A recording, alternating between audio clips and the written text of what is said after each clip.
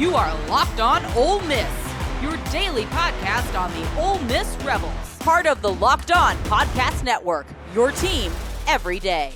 Has Ole Miss done enough to fully replace Quinshon Judkins? They've got Henry Parrish and Ja'Cory Krosky-Merritt, and we have got Stephen Willis of Locked On Ole Miss joining me here on Locked On College Football today. Not surprising after the Judkins departure up to Ohio State to see the Rebels going out to get some running backs, Stephen. Are they done at this position now? No, I don't think they are done at this position. They've added 2 players in the spring transfer portal window, and I do expect them to add a thumper, a big body type, a 4-minute offense type is somebody that Ole Miss is going to potentially bring in. This is really interesting, Spencer, to me, because if anybody's seen the movie Moneyball, Lane Kiffin is basically doing Moneyball in the replacement of Quinshon Judkins. They are literally trying to replace this player in the aggregate. And so they've added Ja'Cory Krosky-Merritt. They've added Henry Parrish, who is actually coming back to Ole Miss. And hopefully between all 3 players, once they add the big back, they will add nearly 200 carries, nearly 1,200 yards, and probably 15 touchdowns and replace what Quinshon Judkins gave Ole Miss. Is there another first baseman like Giambi? No, there's not. And if there was, could we afford him? No. Then what the are you talking about, man? One of the greatest lines in my favorite sports movie of all time. I love that you brought that up. That's why we bring him back, folks, just for the Moneyball references. But we'll get a little bit later into Ole Miss's transfer portal class at a glance and why they don't have many other needs here. But let's talk about the newcomers that they have brought in, because replacing a guy of Quinshon Judkins' caliber is certainly not an easy thing to do. But let's start with Henry Parrish, the transfer from Miami. What do you expect to get from him in this pass-heavy attack from Lane Kiffin? Well, this is actually something that Ole Miss fans know exactly what they're going to get with Henry Parrish, because he was here for 2 years before he went to Miami. He was the running back that played behind Matt Corral. He's never played with Jackson Dart, so that'll be a new thing. But I think you can expect 100 carries, probably 650 yards, maybe 5 to 7 touchdowns. I think that's the goal that they want with Henry Parrish Jr. And whenever you have another back like Ulysses Bentley IV, who is coming back, he's kind of an incumbent. If you look back to what that Ole Miss running back room was like with Matt Corral in 2020 and 2021, Ulysses Bentley IV is kind of a plus Jerry and Ely type running back anyway. So what you're looking for now, and I know you've added the Ja'Cory Krosky-Merritt, but what you're looking for is that thumper, that big back, that Snoop Connor rolled running back. Ole Miss had a visit on campus earlier this week in Trent Howland from Indiana. He's 6'3", 240 pounds. He would fit the bill perfectly. But I think Ole Miss could potentially take three running backs this spring portal cycle. Yeah, I don't think that is something we've seen really anywhere else. You see one, that's common, 2 every now and then, but a third running back, when you have an offense that is very much run through the quarterback, and Jackson Dart has got pretty short preseason Heisman odds, I think deservedly so. I have liked him since he was at USC, and he and Lane Kiffin obviously fit very well together off an 11-win campaign and a New Year's Six Bowl victory last year for the Rebels. But how important is getting a 4th running back to work into this rotation? I think it's imperative, honestly. Kevin Smith, the running back coach at Ole Miss, he likes to rotate 3 different backs. That's something we learned very early in the Lane Kiffin era. 3 running backs is kind of what he goes.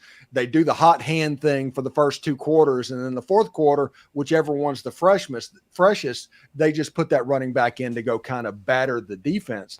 I think a 4th running back, and honestly, really, it's a 5th running back whenever you look at Kedrick Reesano, who is a freshman returning back as well. So we'll see how it goes in the fall, but I think it's important for the run game at Ole Miss, who has been either first, second, or third in all of Lane Kiffin's years, to kind of get right, because that run game is what's going to make Jackson Dart the prolific player that we think he is. Jackson Dart's going to put up Heisman-level numbers because of the run game, not just because of Trey Harris and Juice Wells and those guys on the outside. You need to have the linebackers genuinely worried about coming forward to stop the run. and that opens up everything behind him.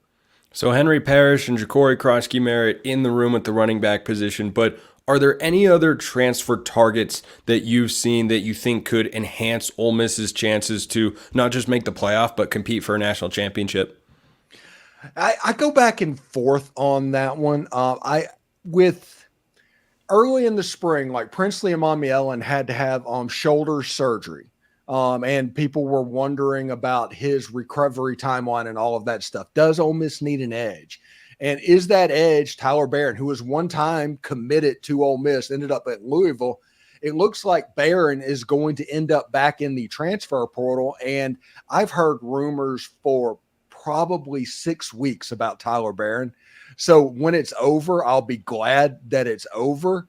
And either way, I just don't want to hear the rumors anymore. But he's a good player on the edge. He provides that little quick twitch spark that Ole Miss needs in the pass rush game, especially if they want to compete with somebody like Georgia, somebody like Alabama, the big boys in the SEC. And if Ole Miss wants to win a national title and an SEC title and all of that stuff, they need to. Yeah, and I think that for Ole Miss, they've had a really, really good portal offseason. It's been, somewhat quiet compared to what others are doing so far here in the spring transfer portal window. But, adding a guy like Tyler Barron, sure, you take somebody like that. You're not going to turn down a guy of that caliber if you're the Rebels in this spot. But let's also be able to take a step back here, Stephen, and remember who currently has the top-ranked transfer portal class in all of college football. And that, Stephen, for those on podcast, has got his hand raised right there because it's Ole Miss. It's Ole Miss ahead of Texas A&M, ahead of Oregon, ahead of Colorado. At least, you can interpret those metrics however you'd like. But certainly Ole Miss has had a great influx of talent. Who are those key transfers that college football fans shouldn't forget just because they don't, generate as much buzz because they're not new in the spring window? The front 7 transfers that Ole Miss got. Princely Amamielin, possibly one of the best pass rushers in all of college football. Walter Nolan, a former number 1 recruit in the whole country, transferred in from Texas A&M. And Pooh Paul, keep your eye on Pooh Paul. He played ball at Arkansas. Chris Paul is a really great linebacker. He's 240 pounds, can go sideline to sideline, and is willing to get in there and get physical with people. And playing behind Princely Amamielin, Walter Nolan, and Ole Miss is returning J.J. Pegues and Jared Ivey. That's going to take up a lot of blocks and allow him to run around. I think he can wreak some havoc this year. One thing that has drawn criticism for those who are not big fans of Colorado is that they don't recruit the high school ranks, and they're just trying to build their roster through the transfer portal. And I was actually interacting with someone who listens to the show the other day who was saying, well, you can't just do it through the portal. You have to have this, and they're not going to be able to get better in time.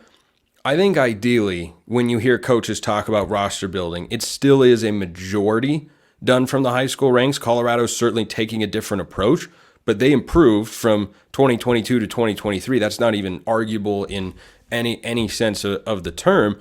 Does Ole Miss have that ingrained talent where the portal guys are, oftentimes high-end players, but they're supplementing what is already a good foundational football team? I think they have a pretty good system at Ole Miss. And what Ole Miss does in high school recruiting is the top end of their class that has always been there, the 4- and 5-star and high-level 3-star players, they're still getting recruited by Ole Miss, somewhere between 10 and 15 recruits every single year. But those other 10 players that we all remember, Spencer, those program guys that you brought in back in the day, the bottom end of the class, the class fillers, Ole Miss doesn't take those.